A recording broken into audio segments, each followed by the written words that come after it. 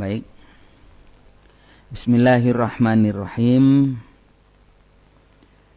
Assalamualaikum warahmatullahi wabarakatuh.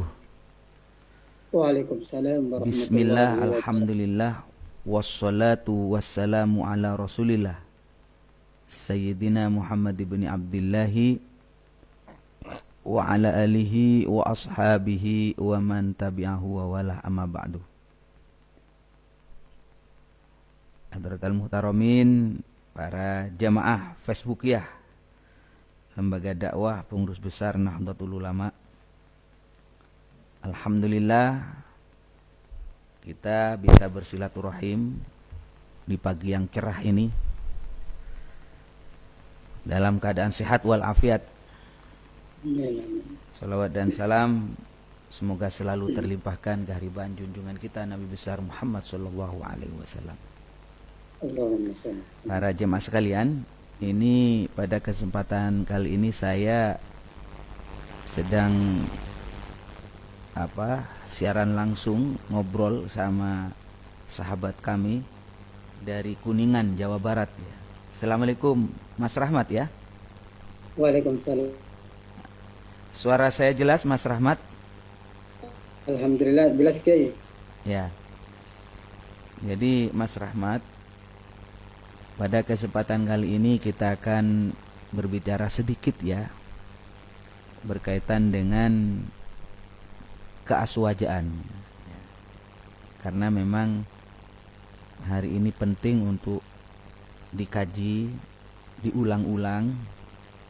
Ya, karena namanya kebodohan itu al-jahiliyatu adat kama kanat. Kebodohan itu terus akan ada, terus datang kembali lagi. Yang pinter kadang lupa, yang belum pernah mengaji juga nggak tahu harus kemana. Maka generasi kita mungkin selesai, tapi anak-anak kita juga kebingungan bagaimana memahami teks-teks yang harus menjadi keyakinan kita bersama dalam beragama. Ini itu saya berharap mudah-mudahan apa yang kita lakukan ini bermanfaat ya Mas Rahmat ya. Amin. Amin. Ya Rabbal Alamin.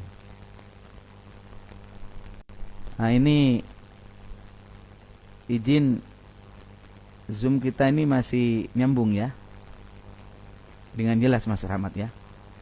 Alhamdulillah jelas Kiai. Begini Mas Rahmat dan para pemirsa yang lain, bahwa ketika kita memahami Ahlus Sunnah wal Jamaah gitu ya, Ahlus Sunnah wal Jamaah itu idza utliqa, apabila diucapkan kalimat Ahlus Sunnah wal Jamaah, maka fal muradu bihim al asy'ariyah wal maturidiyah. Maka yang dimaksud adalah pengikut Imam Asy'ari dan pengikut Imam Maturidi. Kan begitu Mas Rahmat ya, di dalam kitab Ithafus Sadatul Muttaqin, syarah kitab Ihya Ulumuddin. Lah ini kenapa harus kita ulang-ulang? Ya karena banyak orang ngaku sunni, ngaku Ahlus Sunnah wal Jamaah, namun ternyata akidahnya bukan Asy'ari Maturidi gitu. Akidahnya itu menggunakan konsep tauhid, uluhiyah, rububiyah, asma wa sifat. Lah ini bukan konsep akidah Asy'ari Maturidi itu. Karena ujung-ujung daripada konsep usulus salasah ala mereka itu, atau tiga pokok ajaran tauhid. Yang pertama, iya Trinitas lah. Jadi ternyata merupakan piranti ideologis untuk menyesatkan akidah kita, amaliyah kita. Ini Mas Rahmat. Jadi justru dengan konsep tauhid asma wa sifat, di mana mereka memahami apa yang sudah menjadi ketetapan dari Allah, ya udah ikutin. apa yang sudah menjadi ketetapan dari Nabi, ya udah ikuti. Ternyata ujung-ujungnya kalau ditanya aina Allah, di mana Allah, fis sama, Allah di langit. Di mana Allah bersemayam di arasy dengan segala hujahnya, baik melalui Quran maupun hadis. Padahal pemahaman ini nggak ada pemahaman timbul dari Rasulullah, dari para sahabat, nggak ada itu. Terus dari mana pemahaman ini? Nah, inilah berangkat dari pemahaman konsep tauhid asma wa sifat yang mereka pahami. Nah, ini perlu didudukkan. Sebenarnya saya lebih menarik berbicara ke dalam penguatan akidah kita. Tetapi sebagai pembanding, begitulah mereka. Dan mereka terus-menerus membranding bahwa inilah akidah Ahlussunnah. Kamilah Sunni. Kamilah pengikut Ahlussunnah wal Jamaah. Padahal kalau ngaku Ahlussunnah wal Jamaah, ya akidahnya ikut Imam Abul Hasan Al-Asy'ari dan Imam Abu Mansur Maturidi yang kita kenal dengan Asy'ari dan Maturidi itu. Di mana konsep tauhidnya ya aqidatul khamsin. Di dalam kitab Aqidatul Awan itu disebutkan faqfat li khamsina bihukmi wajibi. Jadi jagalah akidah khamsin, akidah 50 itu dengan hukum wajib. Itu kan begitu Mas Rahmat ya? Iya. Mas Rahmat ini ustaz ya. Jadi beliau ini paham. Jagal akidah khamsin, yang dimaksud akidah khamsin kan kita pahami. Akidah khamsin itu terdiri daripada sifat wajib bagi Allah 20. Wallahu mawjudun qadimun baqi mukhalifun lil khalqi bil itlaqi wa qaimun wa wahidun wa hayy qadir muridun alimun bi kulli syai sami'unil basiru wal mutakallimu lahu sifatun sab'atun tantazimu wa qudratun iradatun sam'un basar ayatun ilmu kalamun istamar. Kalau kita di kampung-kampung itu mungkin di Kuningan sama, Mawjud dan baqa mukhalafatul lil hawadisi. Begitu Mas Rahmat ya? Iya. Qiyamuhu binafsi. Biasa sudah pada tahu. Untuk mengenal kepada Allah tidak boleh kita berfikir tentang Allah. Tafakkaru fil khalqi. Berfikirlah tentang makhluk Allah. Wala tatafakkaru fil khaliq. Jangan berpikir tentang Allah seperti apa Allah. Gak bakalan mampu. Fa innakum la taqdiruna qadra. Kamu gak bakalan mampu. Terus bagaimana untuk mengetahui Allah? Cukup dengan mengetahui sifat 20 ini. Di mana sifat 20 adalah benteng yang kuat.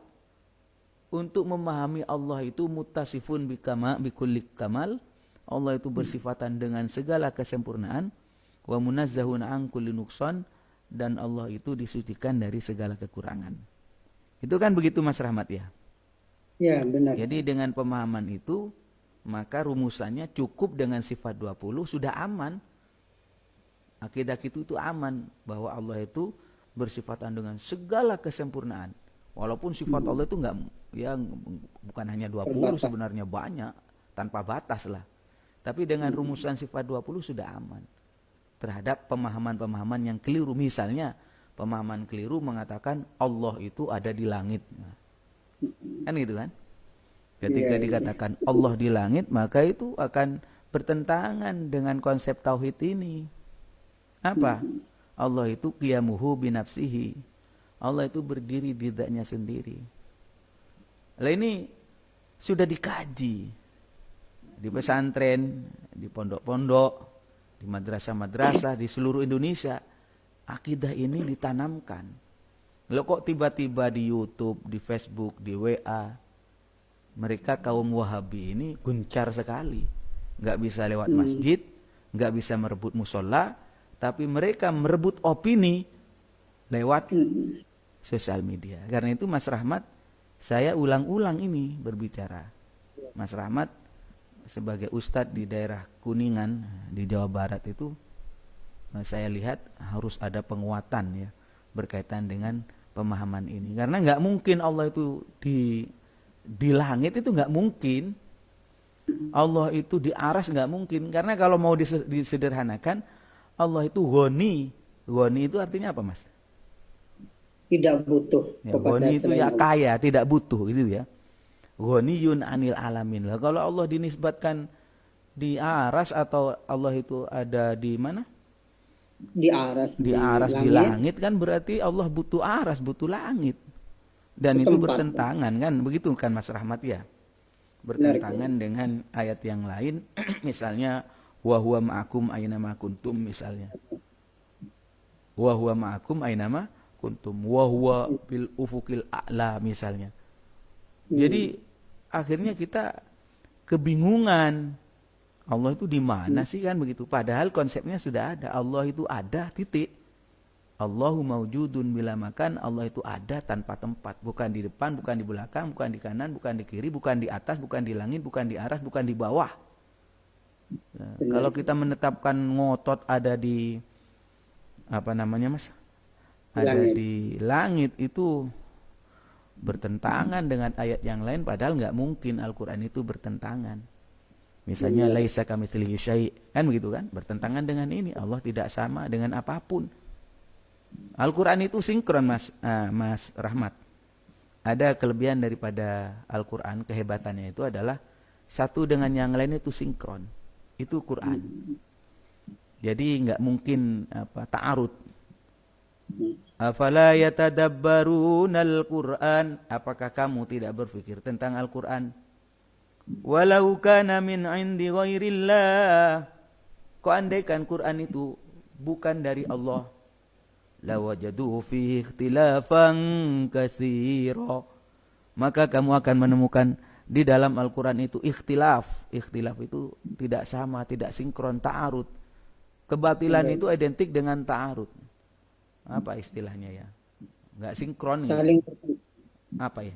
Ya pokoknya nggak sama lah Mas Rahmat. Nah, Quran itu nggak mungkin antara ayat satu dengan ayat yang lain, surat satu dengan surat yang lain, bahkan Al-Quran dengan hadis, bahkan Quran dengan alam semesta mesti sinkron. Nah ini Mas.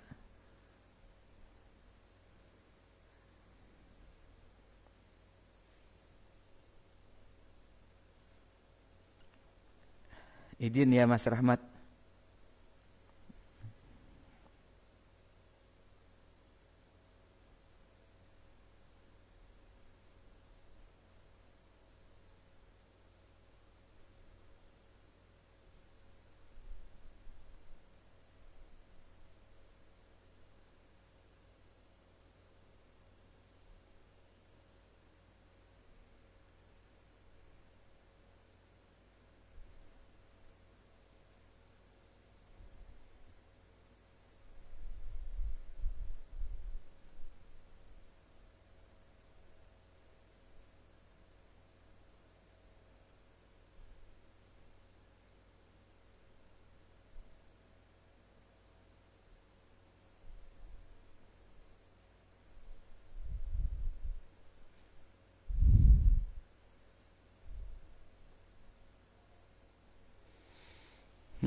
Ada sajalah.